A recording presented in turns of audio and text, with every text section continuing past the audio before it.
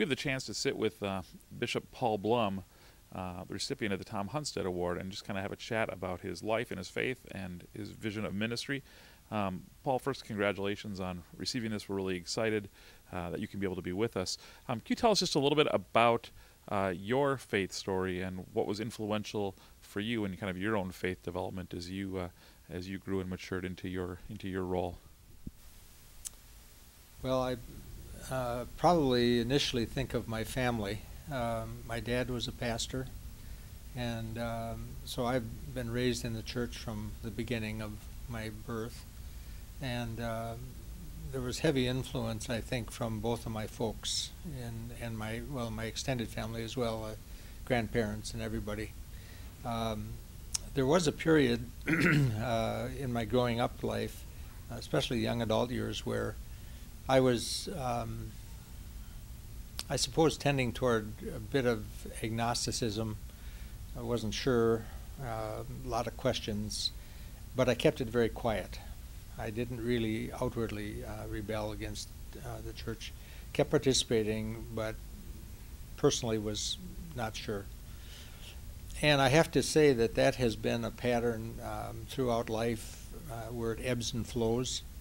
And I've come to believe in my theology that part of the gift of grace is that no matter where you are on the spectrum of how much faith you feel or don't feel, that God is still present and embraces you. And there were individuals along the way who were important and significant and making an impact.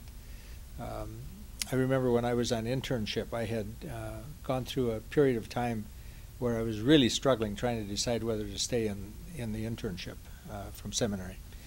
And I went to a retreat in Monterey, California, and it turns out there were three people at the retreat that I'd known from school that I didn't know they were going to be there.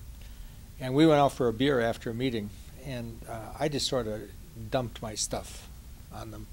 And they just sat there and looked at me and listened. They never said a word. It was just sort of acceptance. And finally one of them said, well, yeah, I've been there, done that. I know what you're talking about. And it was so freeing to discover that I was not being put down or judged because I was having this struggle. And that was kind of a turning point in the internship year because I stayed with it and went through. And then over the years, there have been other people who, in one way or another impacted my life. Many times it was unexpected. Something came as a surprise. And turns out that in hindsight, I realized, this was probably God's Spirit at work. And so that's kind of been the pattern all along. And my current family, the same way, it just comes and goes. So that's just the journey. Oh, that's wonderful.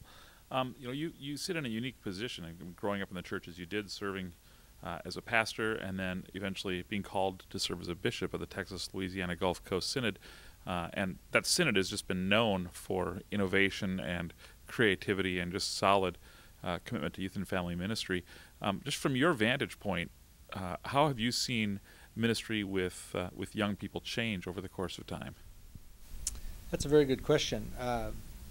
I think it has evolved contextually in terms of how our culture and world has evolved.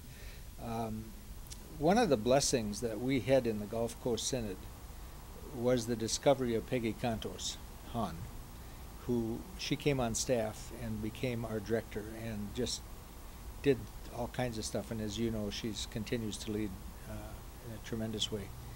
I think part of what I've observed is that each generation, based on its experience and its time, kind of has certain things that they focus on and certain patterns that they get into. Excuse me. And as an example, I have discovered that people, I'm just going to pick an arbitrary age, under 35, are not even flinching over the church-wide decisions last year. That is, it's not even on their radar. And I discovered, I was at the St. Louis National Youth Gathering, and I was in a workshop. And in the workshop, the question that was asked at the beginning by an adult male sponsor was, what's the church's policy on homosexuality? And I quickly explained it was. And then an adult female woman, another sponsor, said, well, Bible says it's a sin. And one of the young people sitting in front of me looked at her and said, my aunt's a lesbian and she's no more sinner than I am. And it triggered a conversation in the room that was just fascinating. It was very civil. It was very deep. I mean, the people were talking about how do you interpret Scripture and what do you do with this and what do you do with that. And it was, I mean, they got into the give and take, and I basically sat and called on the next person. Well, the thing that impressed me was all of the young people who spoke started by saying, my friend, my relative, who is, and then they would make their comment. The adults tended to lean toward the authority of the Bible, their own point of reference, which was not a relationship. Mm-hmm. And when I left the room, I thought, when these young people take over, it's not even an issue that they're going to worry about. And I think that's part of the transition that we go through from generation to generation.